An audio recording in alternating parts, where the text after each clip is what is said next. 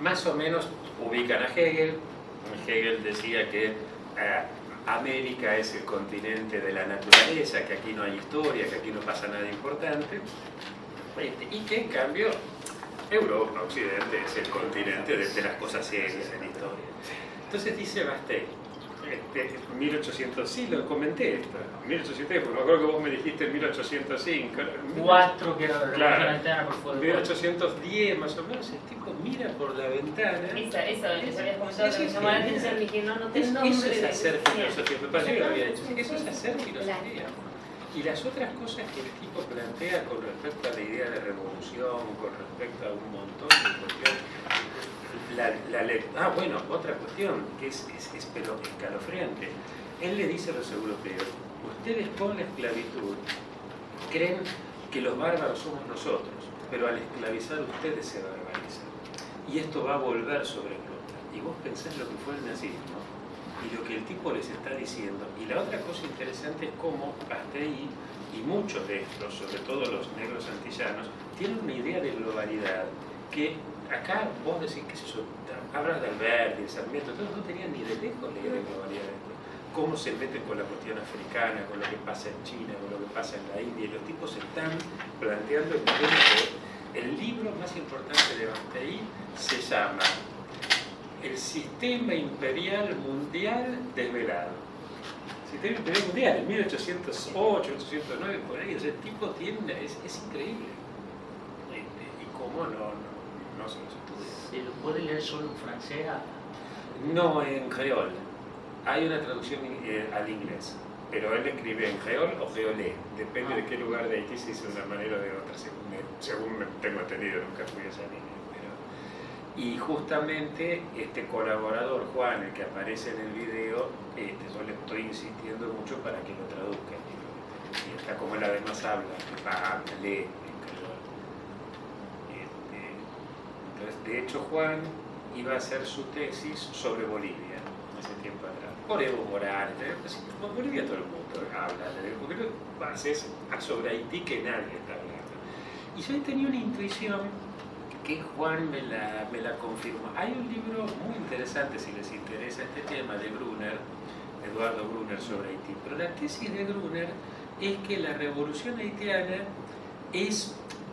dice casi sobre el final, es más francesa que es la verdadera, es la revolución francesa más francesa que la francesa o algo así. Y claro, Brunner es comunista.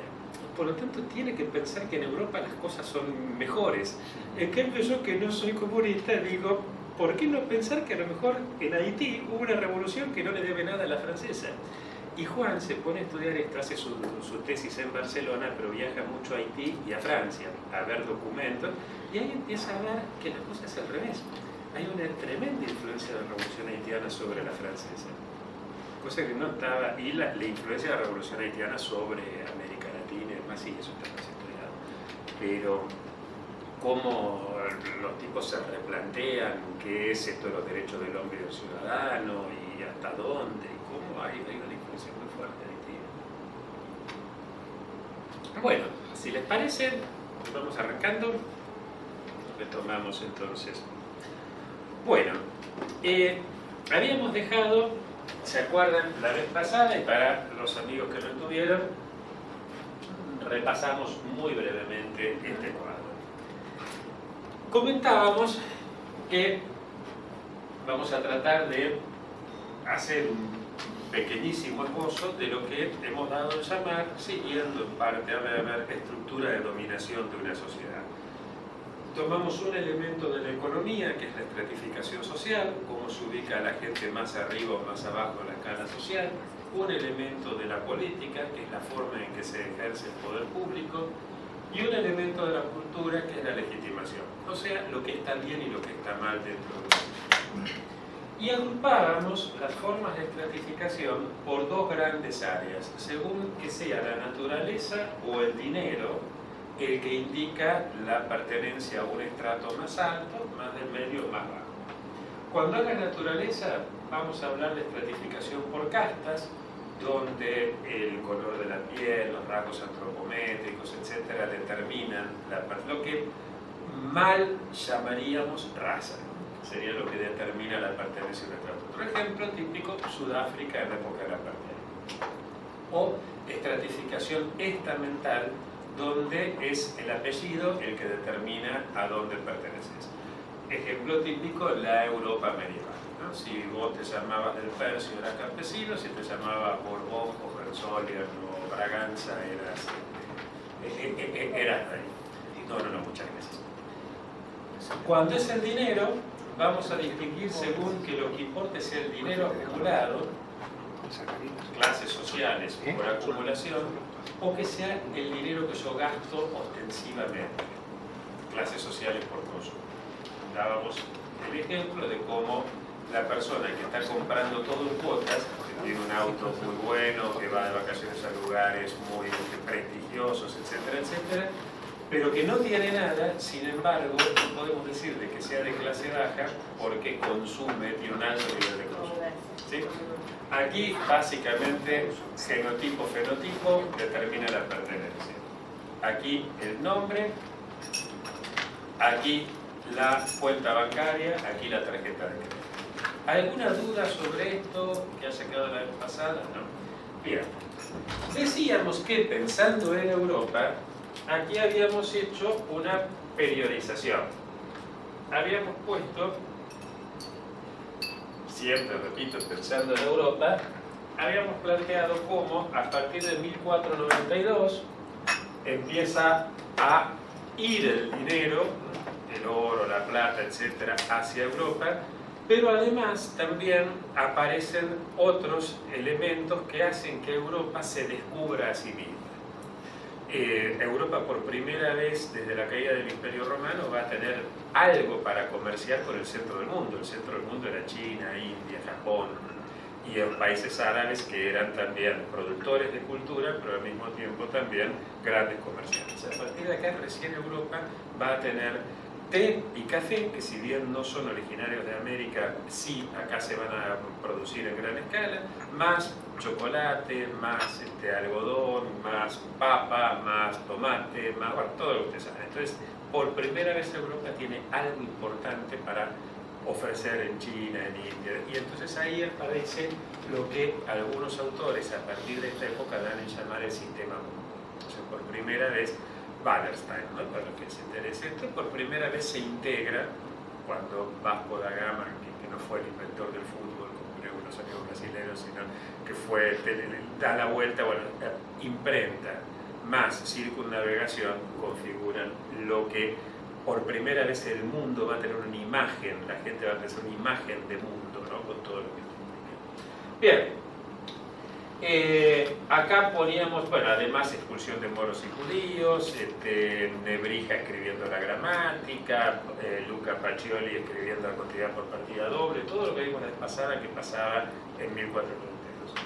1800 como una fecha arbitraria para englobar Revolución Francesa, Revolución Industrial y todos estos cambios que se dieron acá, y 1973 ponemos como fecha símbolo fin de la guerra de Vietnam, crisis del petróleo, guerra de Yom Kippur y todos los acontecimientos que a partir de acá marcan un quiebre que ya estuvimos viendo la vez pasada. ¿Sí? Bueno, hecha esta periodización, volvemos entonces para este lado. Si yo vivo en una sociedad estratificada por castas o por estamentos, lo lógico es que el que ejerce el poder público fuera el que el nacimiento, la naturaleza, determina. Si se muere el rey, va a venir el rey, su hijo. Si se muere el conde, va a venir el conde, su hijo. Por eso hablamos de monarquía o feudalismo como formas típicas de ejercicio del poder público en estas sociedades. Si la naturaleza determina todo, qué lugar ocupa en la sociedad, quién manda y quién obedece, va a determinar también lo que está bien y lo que está mal. Pero como la naturaleza, decíamos, no hay conductas ni instituciones que sean propias y puramente naturales, asumimos que lo natural es lo que se viene haciendo desde siempre, la tradición. La tradición no se legitima a sí misma, sino que se va a tener que legitimar en aquello que es tan antiguo y por lo tanto tan natural que es anterior incluso a la propia naturaleza. Se va a tener que legitimar la tradición por lo que está en un origen, por el principio. Por eso la idea de principio significa al mismo tiempo origen y fundamento. La idea entonces, en ese principio origen, en ese principio fundamento, entramos en el terreno del mito, entramos en el terreno de la religión. Por eso decíamos la vez pasada, no decimos que las religiones nazcan para legitimar la estructura de dominación, sino que la estructura de dominación usa a la religión para legitimarse. ¿Sí? Pero ¿qué pasa acá? Aquí ya el burgués no... bueno, antes del burgués. Aquí nadie me puede robar ni el color de la piel ni el apellido. Por lo tanto, acá no voy a necesitar seguridad policial. Acá sí. Aquí los conflictos son siempre más o menos los mismos. Acá el capitalismo implica relaciones complejas y novedad. Requiero seguridad jurídica. Aquí los ejércitos los junta el noble cuando hacen falta. Aquí, en cambio, va a hacer falta el ejército como soporte del Estado-Nación Humano. Y la marina de guerra en función de la circunnavegación, piratería y demás. Ejército y marina conforman seguridad militar. Entonces, seguridad policial, seguridad jurídica y seguridad militar son el trípode sobre el que se basa el Estado-Nación Humano. Aquí ya no puede ser la tradición la que legitime, porque el capitalismo de suyo implica novedad. Entonces, mal podemos acudir a ver cómo se resolvían las cosas hace 100 o 200 años, cuando hoy justamente de lo que se trata es ver cómo regulamos esto ahora. Pero además hay otro problema para poner aquí a la tradición. Y es que la tradición, decíamos, se sostiene necesariamente sobre la religión. Pero al hablar de comercio, la religión no cuenta, porque pueden comerciar un judío y un protestante y no van a estar diciéndole al católico o al musulmán que medie entre ellos si hay algún conflicto. Hace falta otra cosa. La ley que se va a respaldar sobre la ideología. ¿Se acuerdan? La vez pasada habíamos visto cómo la religión, y dejamos ahí, ¿se acuerdan que la religión no es que se desaparezca? Nadie regala el poder que tiene, sino que la religión lo que va a hacer es, dado que ya no puede legitimar ni las instituciones, ni las conductas socialmente relevantes, las instituciones políticas sobre todo, y económicas, ni las conductas socialmente relevantes, el mercado, entonces lo que va a hacer la religión es concentrarse en las conductas privadas. ¿Se acuerdan que ahí comentábamos cómo aparece la idea de la vinculación no es que aparezca, sino que cobra mucha más fuerza una idea que había aparecido con San Agustín, que es el vínculo entre sexualidad y pecado. Y esto se va a plasmar hasta tal punto que incluso hoy, en general, se sigue asumiendo por la mayor parte de la gente, que la idea de pecado se vincula al sexo. Ahí habíamos dejado. ¿Se acuerdan? ¿Alguna pregunta hasta acá? ¿Alguna duda? Bueno, entonces vamos a meternos con dos cosas. Primero, vamos a ver qué pasa aquí con el problema del tiempo y del espacio. Después vamos a ver qué pasa en América Latina, después vamos a ver qué pasa acá. Y si tenemos tiempo, nos vamos a meter con el tema de la representación. A nosotros nos parece muy normal hablar de kilómetros por hora. Sin embargo, no tiene nada de normal esto de medir en común el tiempo y el espacio. Y no hay ningún pueblo que lo haya hecho. Son dos entidades de características totalmente distintas. Es como medir en común palos con naranjas. Sin embargo, esto hace que uno pueda medir en común palos con naranjas. Si el kilo de naranja cuesta 25 pesos y el palo cuesta 50 pesos, entonces un palo equivale a 2 kilos de naranja. Entonces, esto aparece como un elemento homogeneizador y que permita que todo sea calculado.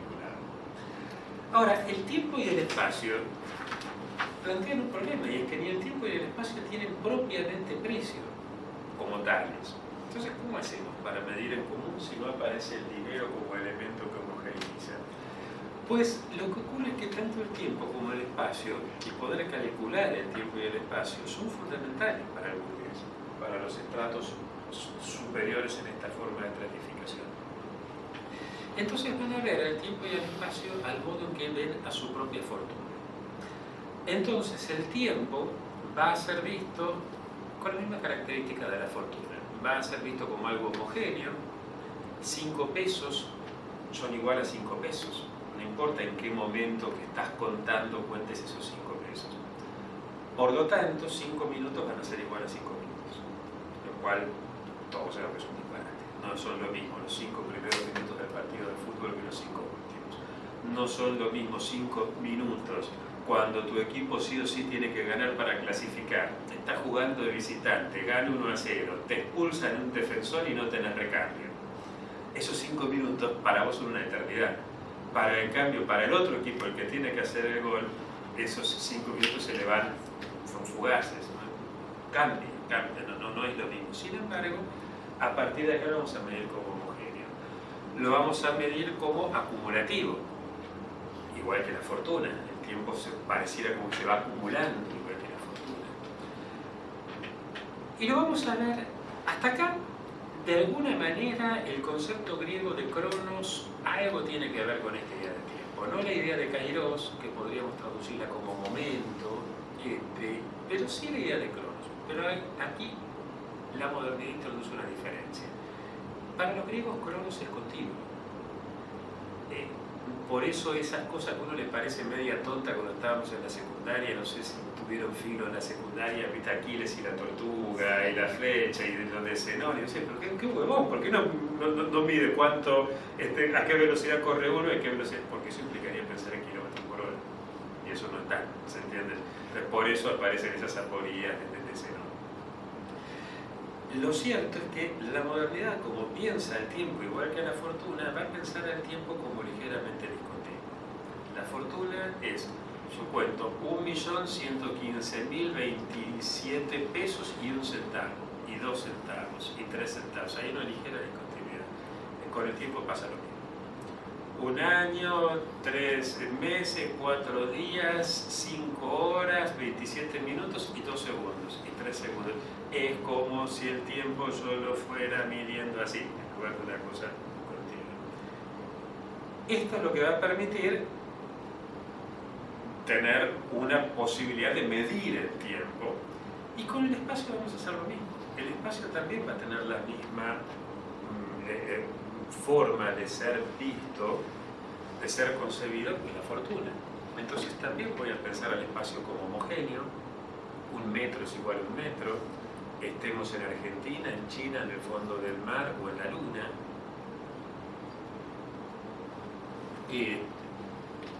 Es acumulativo y también es ligeramente discontinuo. Lo voy a medir como si yo tengo 1 kilómetro de 837 metros, 20 centímetros, 1 milímetro y 1 centimilímetro. ¿Sí? Lo vamos a ir midiendo como ligeramente discontinuo. Entonces, esto me permite medir kilómetros por hora. ¿Por qué? Porque reduzco ambas cosas a la misma forma en que cuento la fortuna. Y uso deliberadamente la palabra fortuna. A los que vienen de ciencia política recordarán que para Maquiavelo la fortuna y la virtud eran las dos cuestiones principales. Pero la fortuna no era precisamente mensurante. La fortuna era mujer. Fortuna generalmente se representaba, todavía hoy se representa en las casas de loterías y demás como una gitana, una zíngara, una gitana sin marido y sin padre. O sea, una loca total. La mujer que hace lo que se le da la gana. Entonces, claro, la fortuna entendida como suerte. ¿Qué pasa? El burgués dominó a la mujer. ¿Se acuerdan donde dejamos la clase pasada? La mujer ya está en la casa. El burgués está en el mercado. La mujer está, a partir de acá ya olvidémonos de esos personajes estilo Juana de Arco, Hildegarda de Bingen, Catalina de Siena, esas mujeres, bueno, no Hildegarda, pero las otras dos, analfabetas, y que líderes políticas impresionantes. Una pone a toda Francia a pelear contra Inglaterra, la otra putea al rey, a los papas, a todos. Olvidémonos. las únicas mujeres que a partir de acá van a tener alguna relevancia es porque eran reinas y porque todavía seguía quedando alguna rémora de esto, pero no de estratificación estamental, pero la mujer ya pasa a ser dominada, pasa a estar en la casa. Esto nos marca el nacimiento de una nueva forma de percibir la realidad, de conocer, donde la observación reemplaza la contemplación. ¿Se acuerdan que algo de esto ya comentamos en la primera reunión? Llegamos a hacer el esquemita de la primera reunión, sí, me parece que sí, de cómo Lacan hablaba del paso de la vérité a la torcité, ¿no? Parece que sí. Sí. Ahora se entiende mejor aquello, ¿no? O sea, la verdad se vuelve aquello que penetra. Descartes va a escribir el discurso del método, meta-odos, el camino hacia la meta. La verdad es aquello que se conquista. La clase pasada terminamos hablando de conquistar, ¿se acuerdan ustedes? El que conquista el mundo, el que conquista el propio yo. Recuerden la primera clase cuando hablamos del sujeto como propietario de conquista médica, conquista el mundo material, ¿sí? La idea de conquista, la idea de la razón fálica, el falo ratiocéntrico. Bueno, hasta aquí alguna pregunta sobre esto, sobre el esquemita. Vamos a ver entonces algunas cuestiones por las cuales esto nos sirve para entender un poco mejor a América Latina. Hace algunos años atrás yo estaba dando clases en Alemania y vamos a cenar una noche con el director del doctorado donde estaba dando clases en 30. Y entonces, después de cenar, viene la típica conversación de, bueno, pago yo, y me dice, no, mira, pago yo porque a mí todos los meses el fisco me retiene el 40% de mis ingresos.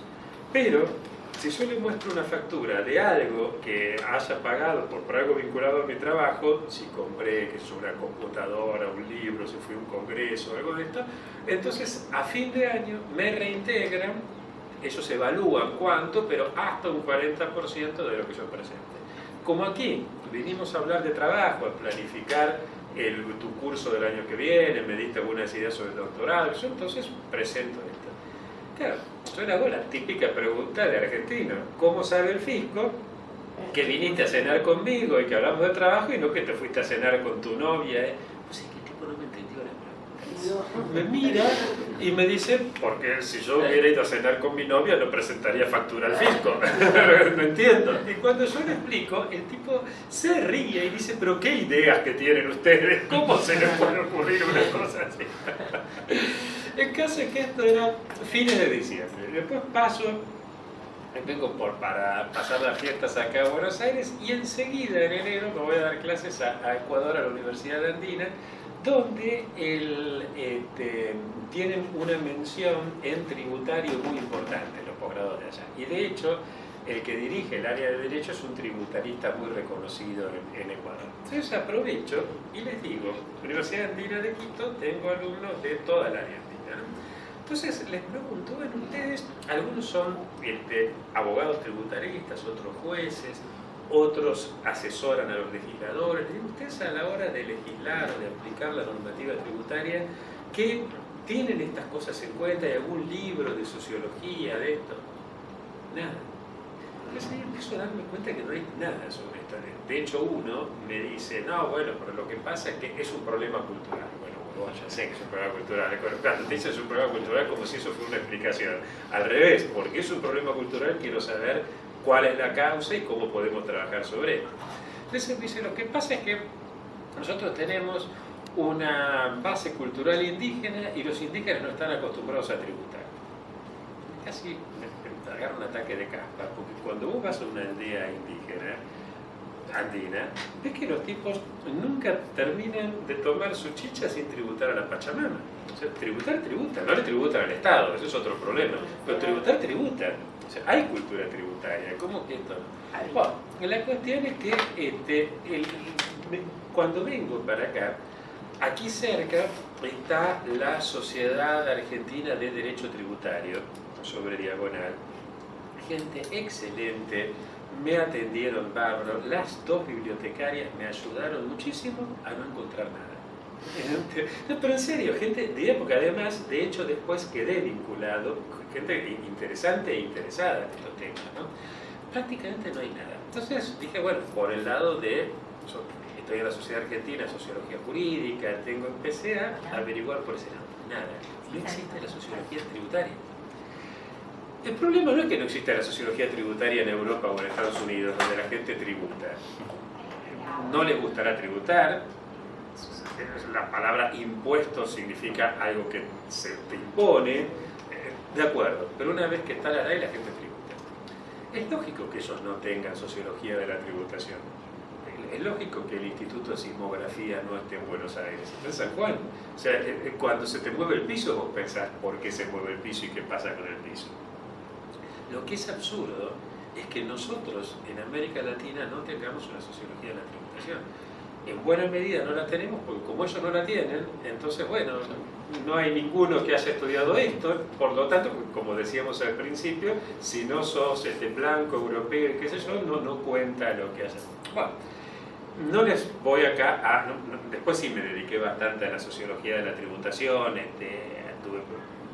la pasé bien, la verdad, con ese tema, y cada tanto me vienen ganas de retomarlo, pero no tengo tiempo. Pero no quiero acá meterme con la tributación, sino con el problema de la ley en general que va surgiendo a partir de acá. Esto me interesa mucho, lo que señalé recién, para que veamos las infinitas posibilidades de producción teórica que tenemos nosotros si nos ponemos a pensar en nuestros problemas. O sea, esto, de hecho yo después di clases en Milán, fui contratado por un europeo un montón de veces, por algo que ningún europeo obviamente lo va a pensar. No es que uno sea ni más brillante, ni no, es que tenemos otros problemas y podemos ver cosas que allá ya prácticamente no las podemos percibir. Situación de colonialidad del saber. O sea, pensamos en función de lo que en los congresos internacionales se establece, en los congresos internacionales se establece la agenda lógica de preocupación de otras latitudes. ¿Por dónde creo que viene la cuestión acá? Nosotros aquí hicimos un análisis yendo desde Weber, pasando, si ustedes quieren, por Carl Schmitt, la centralidad de la política, hasta, perdón, desde Marx, la economía, pasando por Schmitt, hasta Weber, la cultura. Me parece que para pensar en América Latina vamos a tener que dar una vuelta. Arrancaremos de nuevo con Marx, pero vamos a tener que volver desde Weber. El primer día, ¿se acuerdan que decíamos, el primer día que hablamos este cuadro, que tenemos que hacer dialogar a Marx y a Weber? Y ahora vamos a ver uno de esos. En realidad todo esto fue un diálogo entre Marx y Weber, pero ahora lo vamos a ver más claro. Entonces, vamos a ver esta parte, que es la parte donde ya se consolida la estructura de dominación moderna. En esta etapa, los que hacen, los que lideran y los que finalmente se quedan con el liderazgo de las distintas revoluciones en América, con la excepción de Haití, van a ser gentes de estratos, o sea, varones blancos de apellidos ilustres, ¿sí? En general, que se enfrentan contra la monarquía hispana o lusitana.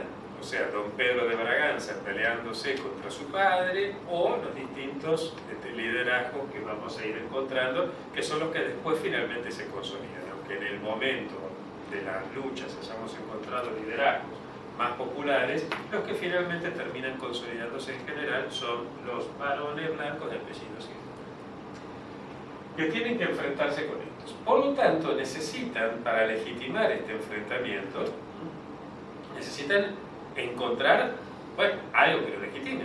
Y no van a encontrar en la tradición la legitimidad, porque la tradición les diría tienen que seguir respetando a su padre, al rey, ¿se entiende? Entonces, ¿en qué la van a encontrar? La van a encontrar en las ideologías. Las ideologías vigentes en esta época son las ideologías iluministas. Ahora, el iluminismo lo podemos ver, de acuerdo a este esquema, como el resultado de la dialéctica entre, recuerden que dialéctica no significa día, no significa dos, sino entre, no es que haya dos polos necesariamente. La dialéctica entre la burguesía, la monarquía y el feudalismo. Tres actores que, cuando en Inglaterra, después de 1688, la monarquía, los lores y la burguesía llegan a un acuerdo por el cual la burguesía se queda con la Cámara de los Comunes, principal factor de poder, estos con la Cámara de los Lores, y el rey sigue teniendo cierta injerencia, lo mismo más o menos que pasa en Holanda. Cuando este esquema se consolida, entonces lo que vamos a tener es un iluminismo legitimador del sistema. Desde Locke, que en 1690 escribe el segundo tratado, hasta Adam Smith, Hume, etc., es un iluminismo que de alguna manera legitima el orden establecido. En cambio, en Francia lo que vamos a tener es, no hay solución a esta dialéctica. Por lo tanto, el iluminismo francés va a ser un iluminismo deslegitimador del sistema. No me meto acá con lo que pasa en otros países, particularmente Alemania, Rusia, Italia. Es bien interesante, pero aplicando este esquemita entendemos los distintos modos de iluminismo. Pero ¿qué iluminismo tenemos en América? O dicho en otras palabras, ¿de qué iluminismo pueden echar mano los líderes de las nuevas naciones independientes?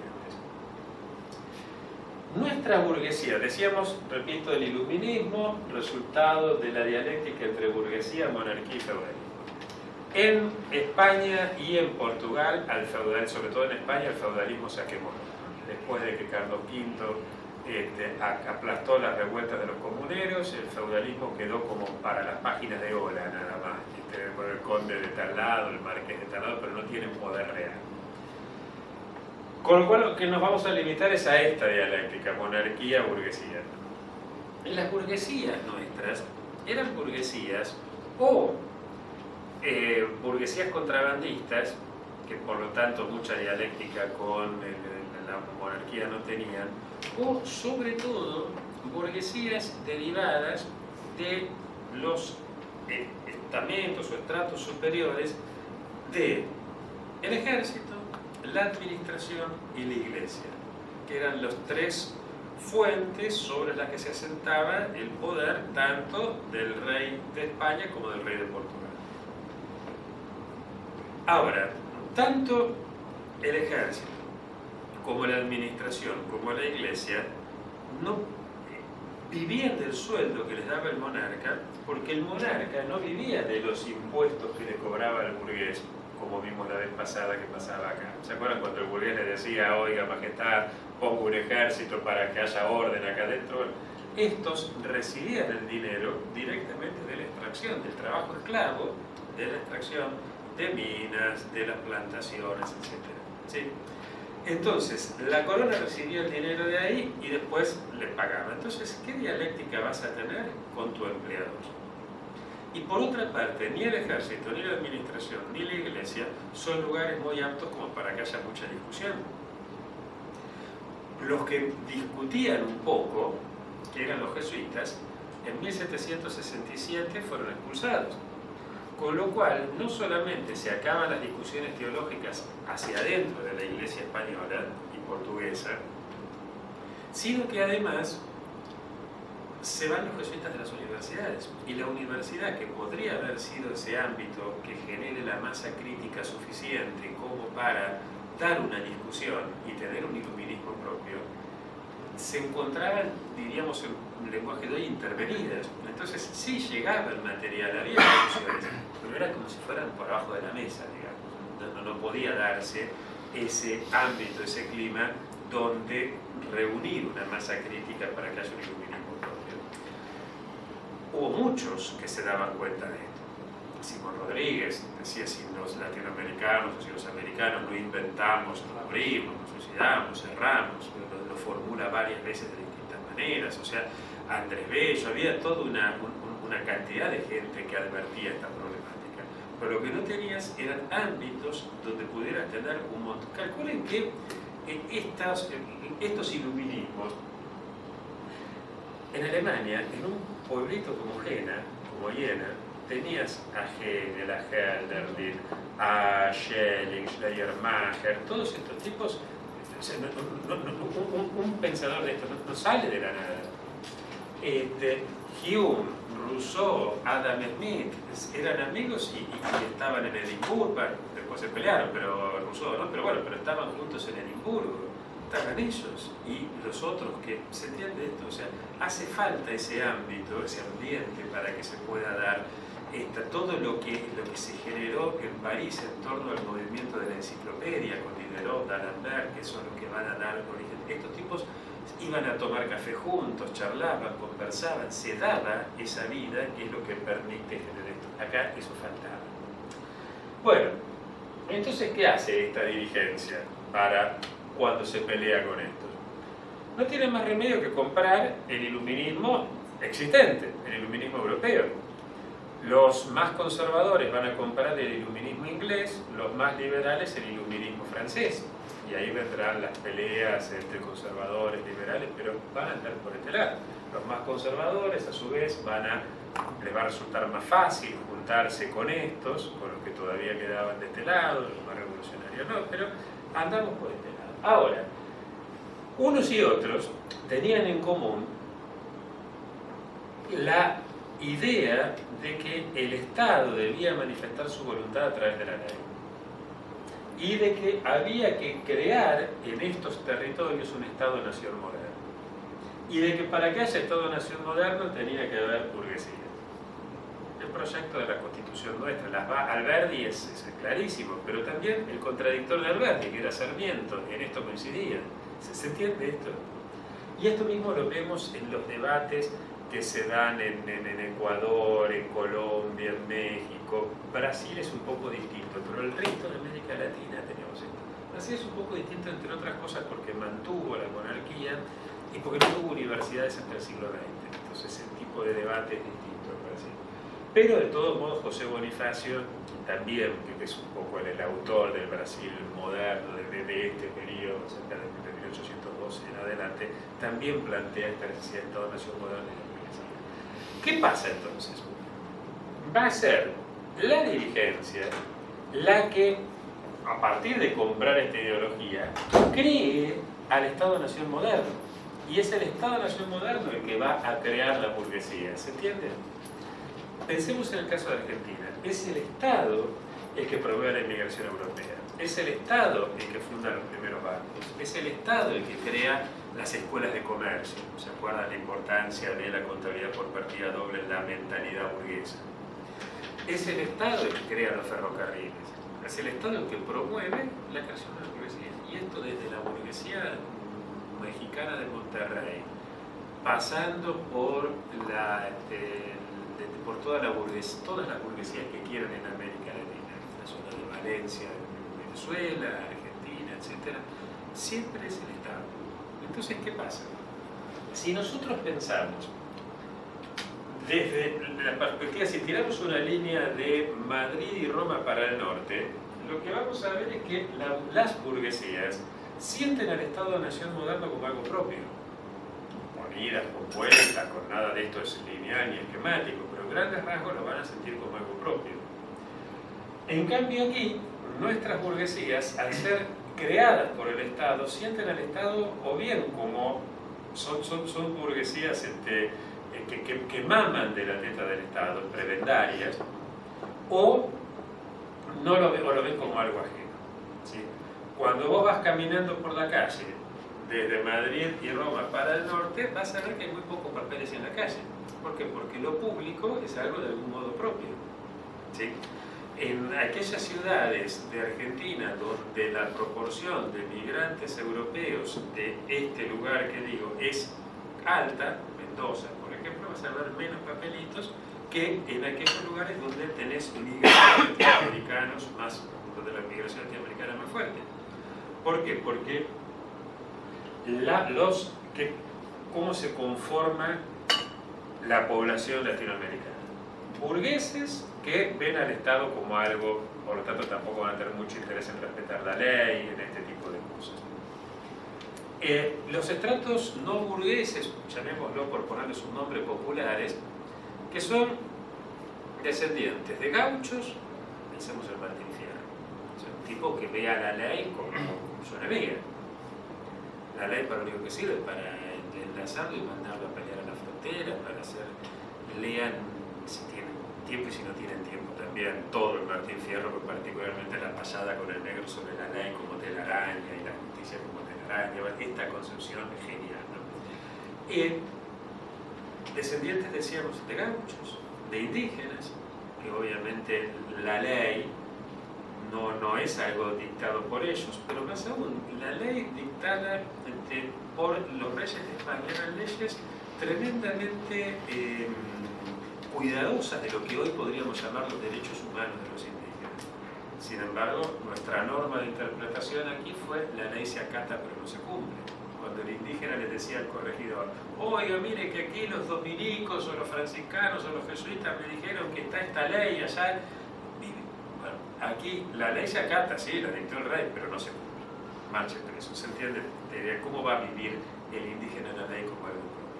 Y el esclavo, por definición, si respeta la ley, sigue siendo esclavo. La forma de liberarse es no respetar la ley, con lo cual es lógico que tengamos una relación de ajenidad con la ley. Sería ridículo pensar que esto no debería ser así. Lo interesante es que todo esto es un proceso histórico, o sea, no es una esencia, no es que esencialmente nosotros seamos ajenos a la ley. Entonces, qué grande. Muchas gracias. No es que nosotros seamos esencialmente, muchas gracias, ajenos a la ley. Fíjense que de hecho, en los últimos 30 y pico de años, en toda América Latina, venimos mal que mal, con idas, con vueltas, venimos respetando a la ley madre, a la Constitución. Durante muchísimo tiempo lo hicimos. Estamos construyendo institucionalidad a contramano. Y esto es bien interesante. Ahora vamos a ver por qué digo a contramano, porque cuando todos los sólidos se desvanecen en el aire, cuando más difícil es construir instituciones, nosotros las estamos construyendo. Es una experiencia bien interesante la que estamos llevando adelante. Bueno, ¿se entiende más o menos la lógica de esto? Ahora veamos otro aspecto más fácil que tiene que ver con estos dos cuadritos, que también nos permite entender algunas cuestiones de la lógica latinoamericana por comparación con Europa y con Estados Unidos. La primera vez que yo viajé a Europa, en el 84, tenía poquito más de 20 años, me voy con mochila y les cuento a los más chicos de acá, querido Ramiro, Marco, Alfredo. El año 84 en Argentina llegó justo después del 83. No sé si en otra parte del mundo pasó lo mismo, pero acá esto implicó algo muy importante, porque yo soy de una generación donde toda mi adolescencia viví con la política prohibida. Por lo tanto, a mí la política me interesa. Porque si te prohíben algo de adolescente, obviamente te interesa.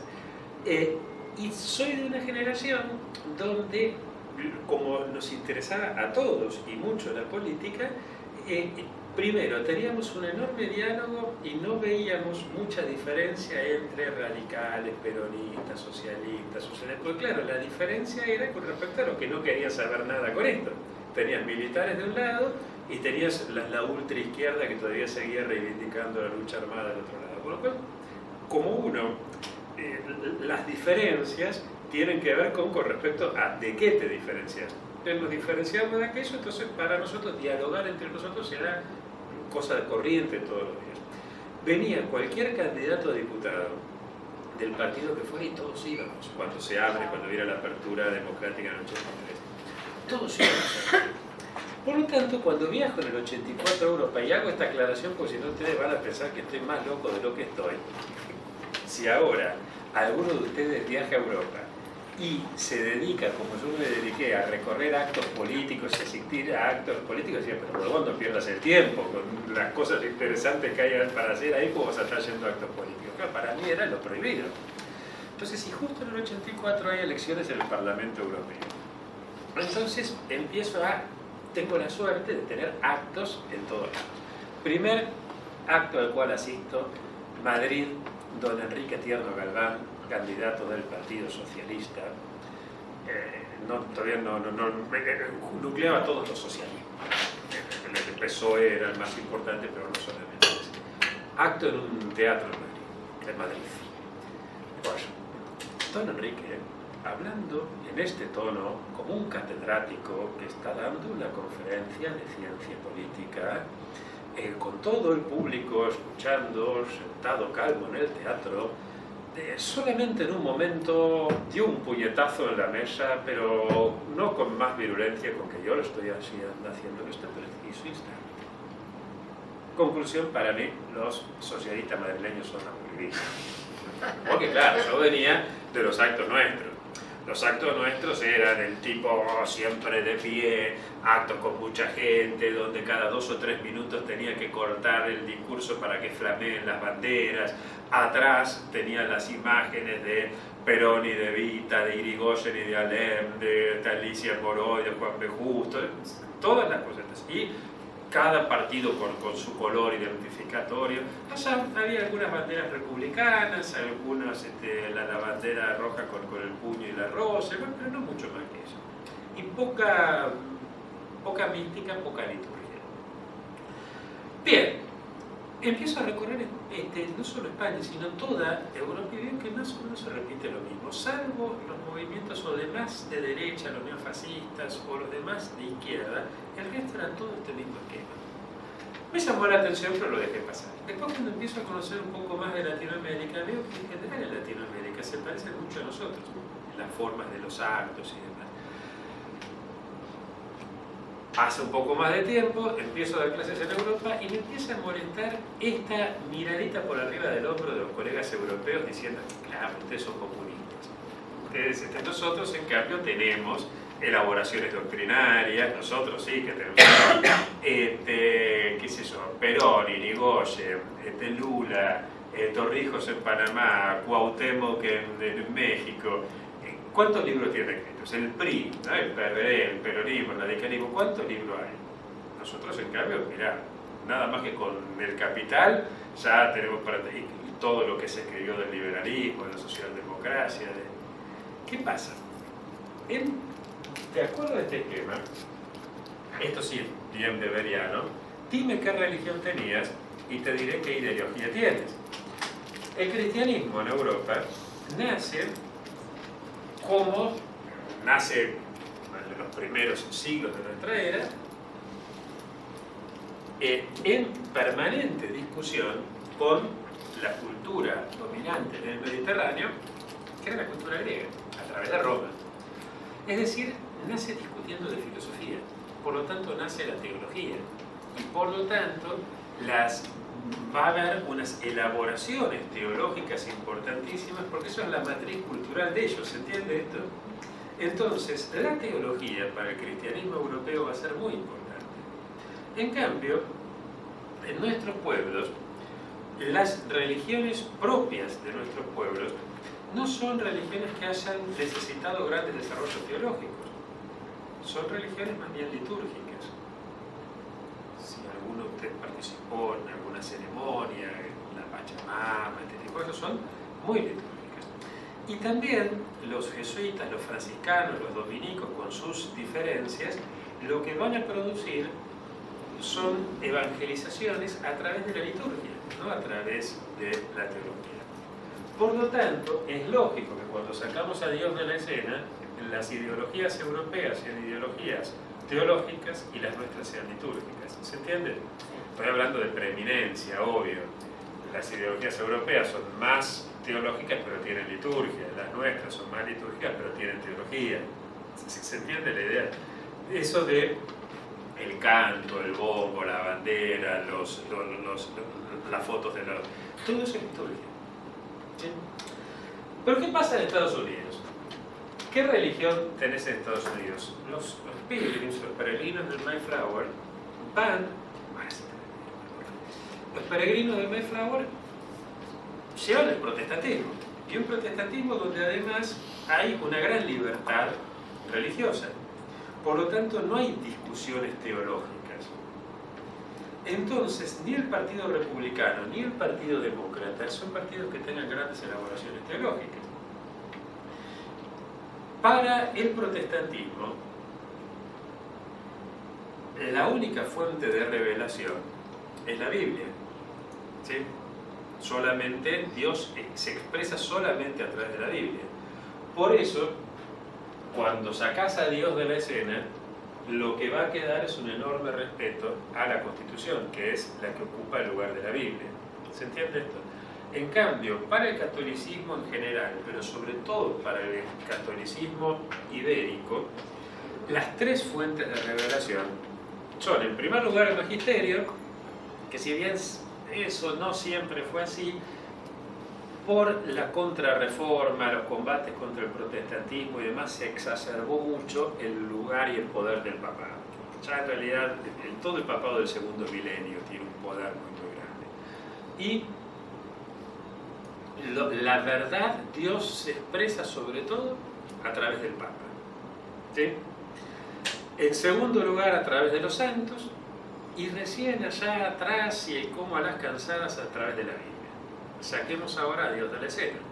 El que ocupa el lugar del Papa va a ser el presidente, por eso en América Latina los regímenes tienden a ser presidencialistas, siempre los presidentes se quieren perpetuar, tiene que haber constituciones muy rígidas y muy estrictas que lo impiden, como el caso de México, pero si no, se tienden a perpetuarse.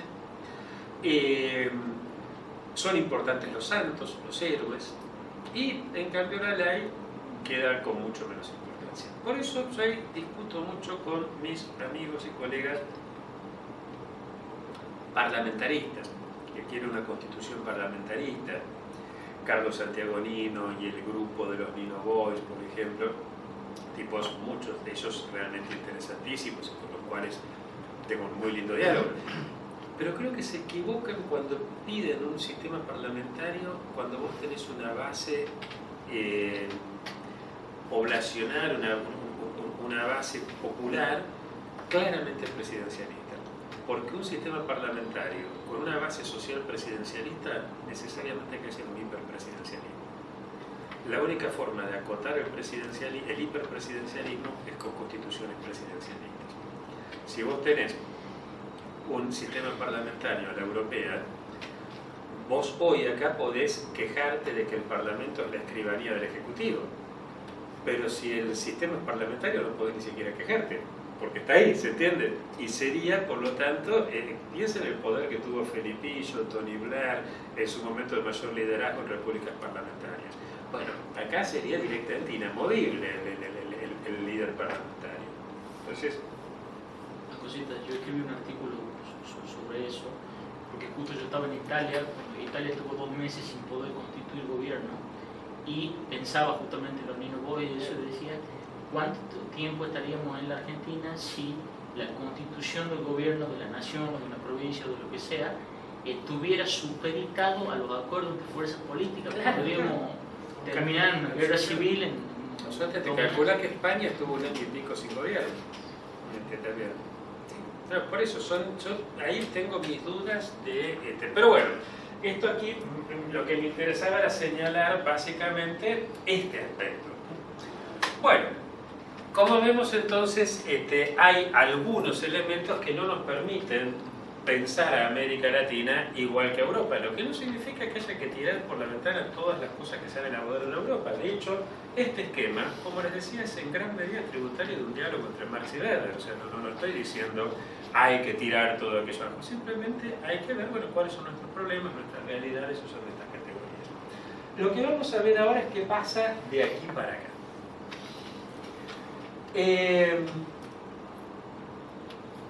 Decíamos que aquí se resignifican las 3 seguridades: la seguridad jurídica, la policial, la militar. La jurídica, código, primero Constitución francesa, después Código Napoleón, van a llevar a que prácticamente en todo Occidente se produzcan los procesos de constitucionalización y de codificación, la norma escrita.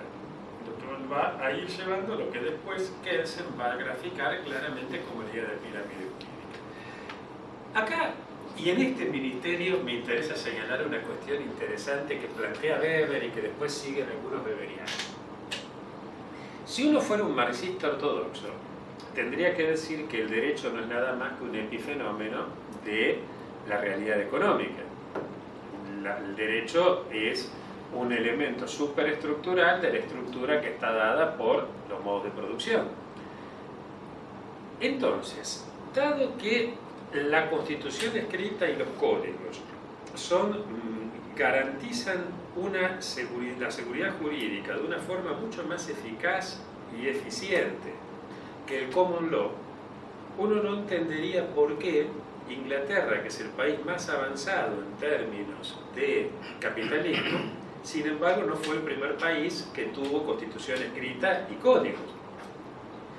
Y aquí los weberianos, en su discusión con los marxianos, plantean algo que es muy interesante, y es el lobby de los lores, que justamente eran los que los que manejan el sistema judicial en Gran Bretaña. Los estudios jurídicos más importantes, los jueces, el Tribunal de Alzada, hasta hace poquito más de 10 años, hasta 2000 y pico, en la Corte Suprema era la Cámara de los Lores. No era un cuerpo especializado, importaba el apellido, no la especialización.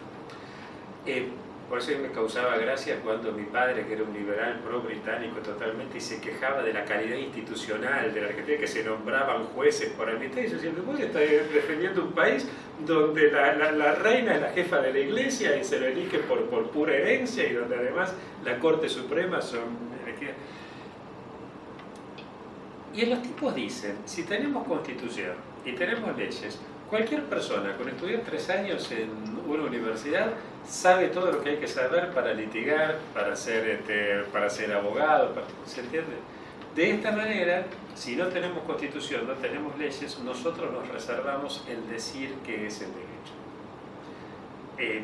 Bien interesante la cuestión, y además para pensarla nosotros en este ámbito cuando tenés tantos admiradores del modelo anglosajón por puro esnovismo, digamos, porque no es una... Bien. Pero tenemos, sí, entonces decíamos, resignificación de la seguridad jurídica para el... Resignificación de la seguridad militar, Napoleón, que plantea el concepto de nación en armas, y con él, lo que va a decir es, hasta ahora, hay una carta que él le manda a Josefina, antes de la batalla, creo que de Austerlitz, no sé qué antes de Austerlitz, donde él le dice, soy como una doncella que pare, ¿no? No hay nada que no me preocupe, que no tenga que ver. Del otro lado, en el otro campamento, hoy están bailando, porque ellos están haciendo una fiesta como se hace siempre antes de las grandes batallas, hueveaban los tipos. ¿Por qué? Porque para ellos perder una batalla implicaba perder un territorio que a lo mejor lo ganabas en una batalla posterior o lo ganaba tu hijo. Era la guerra cortés, ¿no? La guerra linda estéticamente. Nosotros, si perdemos una batalla, se va al traste la revolución. Por lo tanto, no podemos perder. Entonces el esfuerzo bélico es total. Toda Francia pelea cada batalla. Pasamos de batallas de 15 a 20.000 hombres por bando a batallas de cientos de miles por bando. 800.000 tenía Wellington, más de 500.000 tenía Napoleón, o sea, este tipo de batallas así. Bueno, decíamos la vez pasada, ¿se acuerdan? 1/3 de la población masculina europea muere en 15 años. Se resignifica entonces esto. Y se resignifica también la seguridad policial. ¿Por qué? La revolución industrial implica... la industria de por sí implica siempre la generación de desperdicios. Toda industria implica generación de desperdicios, incluyendo desperdicios humanos. Las industrias que surgen en Manchester, en Liverpool, en Londres, reclaman mano de obra. De cada 10 personas que van a trabajar ahí, 7 u 8 consiguen trabajo en condiciones terribles, pero hay 1, 2, 3 que no. Y hay algo que hasta ahora la humanidad no ha sabido qué corno hacer, que es, ¿qué hacemos con el varón sano sin trabajo? No sabemos. Si quieren profundizar este tema, está el libro clásico, pero que tiene una enorme actualidad, la metamorfosis de la metamorfosis de la cuestión social de Robert Castel. No confundir con Manuel Castells. Robert Castel, el sociólogo francés, que falleció no hace mucho. ¿La metamorfosis? De la cuestión social. El libro está publicado por Paidós. Es un libro gordo, pero no se asusten porque se lee, te lo devorás, porque es interesantísimo como va contando toda la cosa que no sabemos qué hacer, ¿no?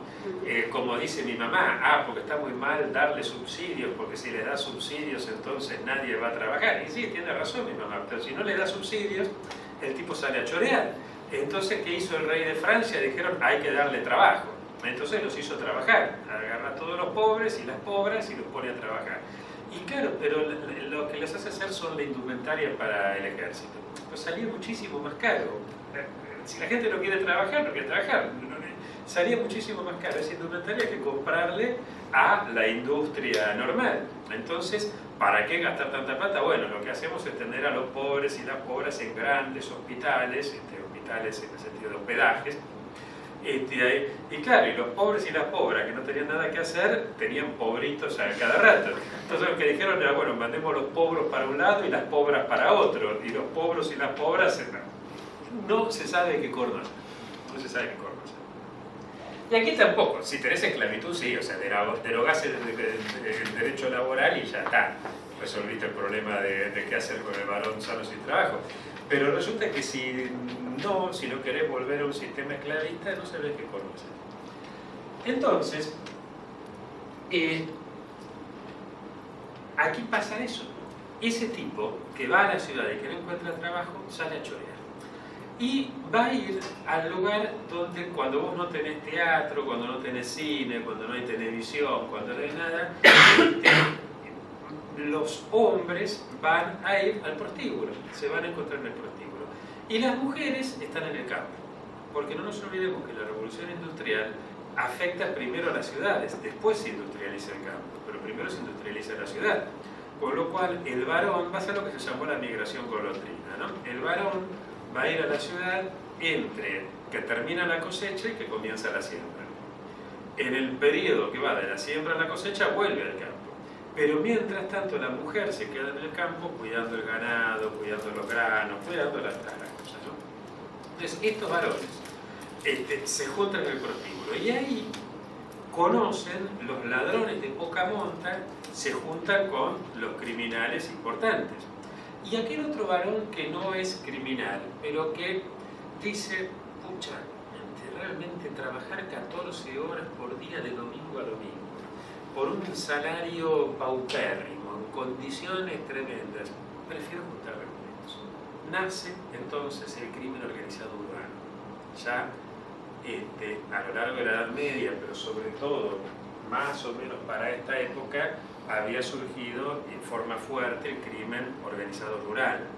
Por eso se acuerdan que habíamos visto la vez pasada que surgían los cuerpos en la Santa Hermandad, la Gendarme, etc., para combatir el crimen rural. Acá aparece el crimen organizado urbano.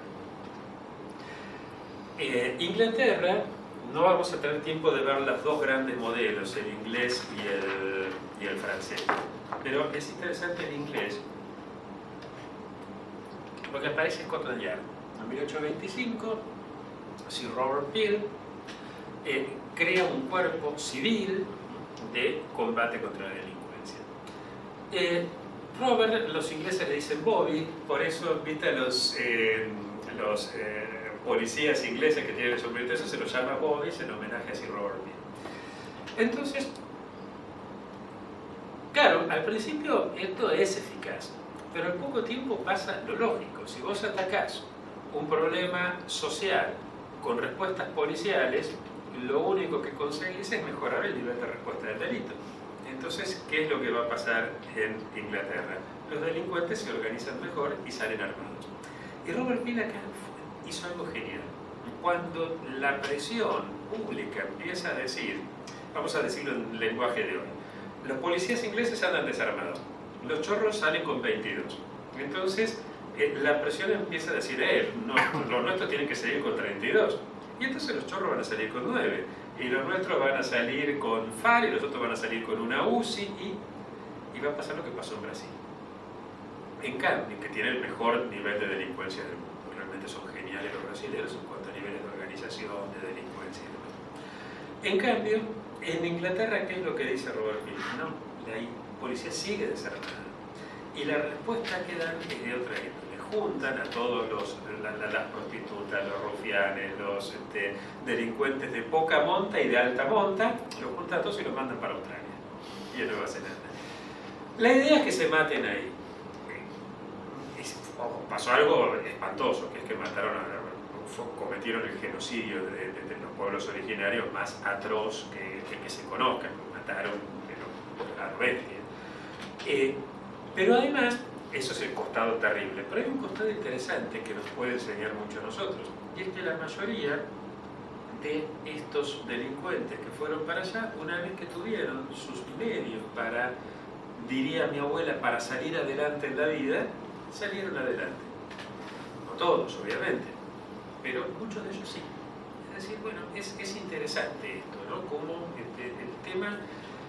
bueno, y los otros países se las arreglaron de la misma manera, pero no en forma tan planificada. Francia mandó a todos estos tipos para Argelia, la cosa estuvo bastante mal, hoy están sufriendo las consecuencias en Francia, la banlieue francesa llena de argelinos que les vuelven, y el resto de los países trató de sacarse la población sobrante como podía. Argentina recibe buena parte de estos migrantes. ¿Se entiende la lógica de esto? Entonces ahí es cuando se descomprime el tema. Bueno, en Brasil en cambio pasa exactamente lo contrario. En Brasil, cuando se acaba la esclavitud, no hay una previsión de qué hacer con todos esos varones sanos que se quedan sin trabajo, con lo cual se van a vivir a los morros, van surgiendo ahí las favelas, surge la delincuencia y la respuesta que se da es una respuesta policial. Entonces vos tenés, ustedes conocen mucho mejor que yo este tema, el nivel de organización del Comando Vermelho, de las distintas cosas. Nosotros, hasta donde yo sé, no tenemos todavía casos de grupos de delincuentes que contraten a los mejores instructores de nuestras policías. Es así. Vos acá podés sobrevolar la 1114 en helicóptero y no pasa nada. Allá no. Te tiran con los amochos, te tiran con los... Hay niveles organizacionales totalmente distintos. Por eso cuando la vez pasada, no es exactamente lo mismo, y ahora me meto acá, pero sí me interesa señalarlo, cuando algún imprudente y sin estudios serios sale a hablar de que tenemos las maras instaladas en nuestro territorio, por el amor de Dios, no digamos eso, porque si así fuera, tendríamos que estar orientando todo el esfuerzo de seguridad pública del Estado en torno a las maras, y sería un error, un despilfarro de recursos, por un lado, pero no es un error gravísimo porque no estaríamos atendiendo a los problemas reales. No hay maras, no hay Comando Vermelho, no hay... nuestro esquema es distinto y es preferible tener una policía mediocre y mantener un nivel de delincuente más o menos mediocre como el que tenemos nosotros, y no, pero apuntar a las cuestiones sociales, a las cuestiones de fondo del tema, ¿no? La primera reunión, repetimos ahora, que ¿se acuerdan que decíamos aquí? Es donde unos 10 años antes, 10 años después, fuimos naciendo todos los que somos los papás de los chicos que hoy están entrando a la facultad. ¿Se acuerdan que hablamos de la generación intermedia? Donde se dan muchas características de acá y de acá, para decirlo en palabras fáciles. Acá el varón proveedor, la mamá de 10 hijos. Acá mi mamá trabajaba, yo tengo solamente un hermano, sin embargo mi mamá me decía: a mí vas a ver cuando venga papá esta noche. ¿Se entiende? O sea, a pesar de que las características cambiaron, se conservaban elementos de antes. Aquí esto ya cambió totalmente. Hay 3 factores aquí que marcan un cambio profundo entre este momento y este momento. ¿Qué son? Perdón, esto después lo editamos. No, hablé de el cambio acá de la seguridad jurídica, de la seguridad militar y la seguridad policial. Me olvidé, para esta época más o menos surge la seguridad social. Cuando Bismarck, en el sentido amplio, no en el sentido restringido, cuando Bismarck se da cuenta de que las condiciones laborales eran tan pésimas que el mismo sistema estaba en peligro, porque los trabajadores iban a ser comunistas, anarquistas, esto era una caldera a presión. Entonces ahí empiezan, por eso siempre son los gobiernos más conservadores los que empiezan a generar lo que después se va a dar a llamar el welfare state, jugando con las palabras de warfare state, el estado de hacer la guerra al estado de bienestar. Bueno, me había quedado eso ahí. van a ser las 4 seguridades, y estas 4 seguridades acá entran en crisis. ¿Y por qué entran en crisis? Bueno, porque se dan 3 cambios fundamentales a partir del impacto de las nuevas tecnologías, especialmente informático-comunicacionales, en la conformación de las nuevas sociedades, que algunos llaman postmodernas. Yo prefiero llamar de la modernidad consumada. O sea, lo que acá estamos viviendo son procesos que arrancan por acá, que se consolidan por acá y que se consuman por acá. La palabra se la pido prestada a Heidegger, aunque le doy un sentido un poco de hecho, Heidegger muere justamente en esta época. Tenemos 3 factores. Cambios profundos en el ámbito laboral, en el ámbito residencial y en el ámbito doméstico. En el ámbito laboral, por el impacto de las nuevas tecnologías, en el ámbito de la producción, ya nadie trabaja toda su vida en la misma empresa. Si en esta época o antes una persona de 40 años iba a buscar empleo y mostraba en su hoja de vida, en su currículum, que había trabajado en 3 empresas distintas, iba a ser mal visto. Si hoy una persona de 40 años va a buscar empleo y muestra en su currículum que trabajó en un solo lugar, no va a ser bien visto. Esto genera un cambio muy fuerte en términos de sociabilidad. Vos no conoces al otro. Si vos entras, ¿se acuerdan que esto ya lo hemos comentado? Segundo punto, cambios en el ámbito residencial, que también lo comentamos, ¿se acuerdan la vez pasada? La persona va a ir buscando el ámbito residencial conforme a su nivel de ingresos, porque eso te marca tu estatus.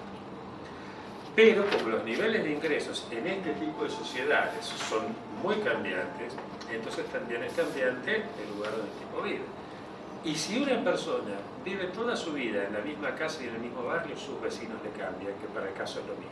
O sea, tampoco el barrio permite esa construcción de sociedad. Y finalmente, en la casa, también hemos visto, si la mujer, madre de 10 hijos, es maltratada por el hombre, no tiene más remedio que aguantar.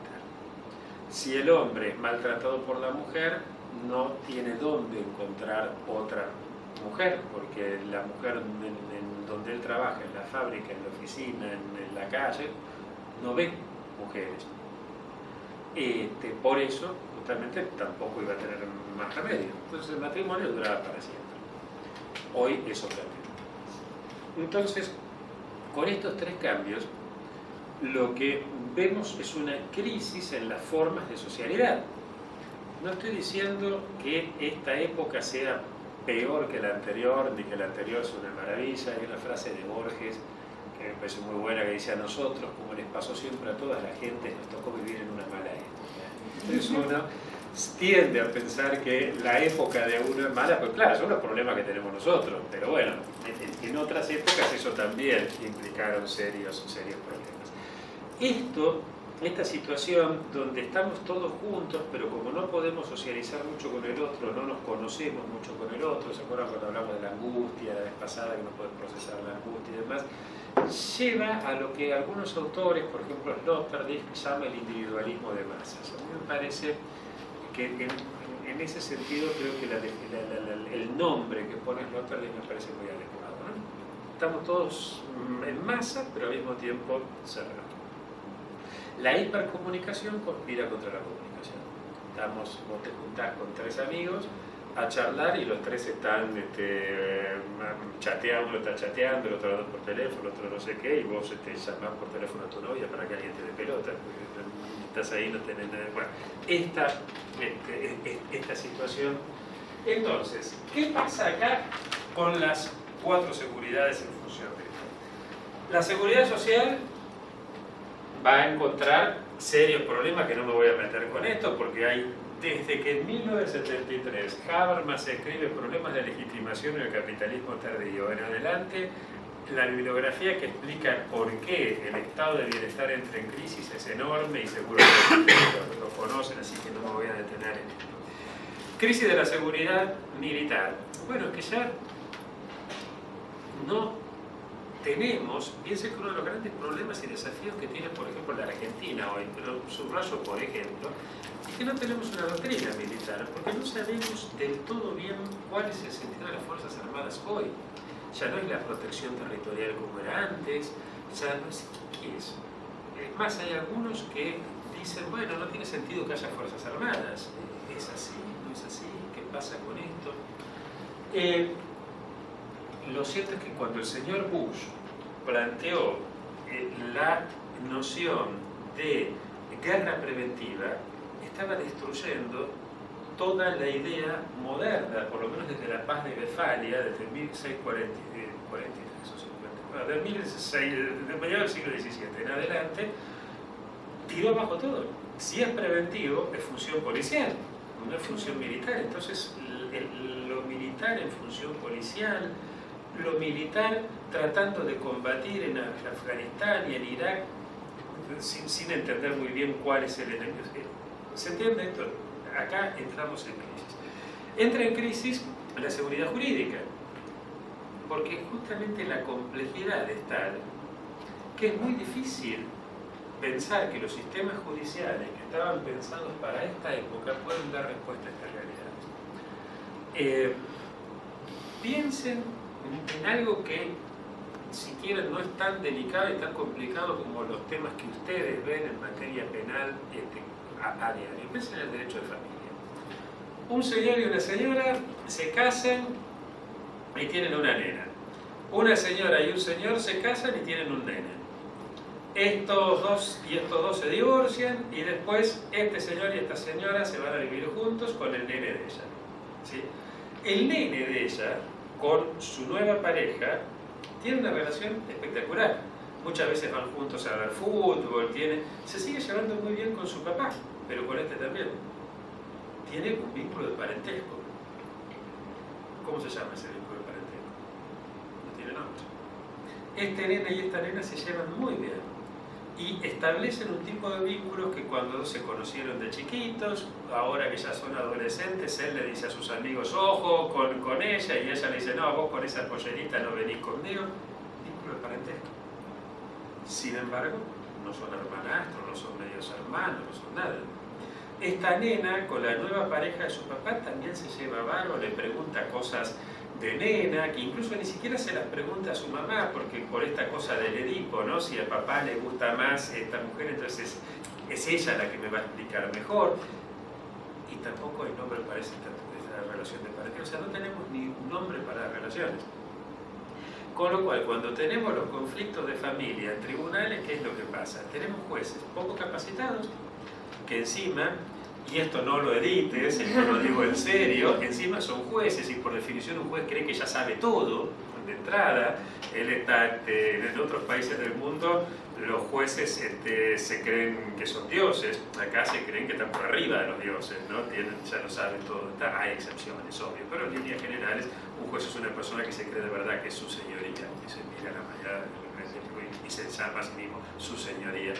Entonces, esta persona que a veces hizo un cursito chiquito y cree que entonces hizo el cursito sobre estas cosas y cree que ya entonces sabe sociología, sabe filosofía, sabe de todo, resuelve cuestiones de familia. Cuando se le pone un poco complicada la cosa, ¿qué hace? Mandarlo a la psicóloga forense. La psicóloga forense suele ser, hay excepciones, y esto me lo cuentan esas mismas excepciones, suele ser una psicóloga chota que no tiene pacientes en su consultorio, pero tiene el primo juez.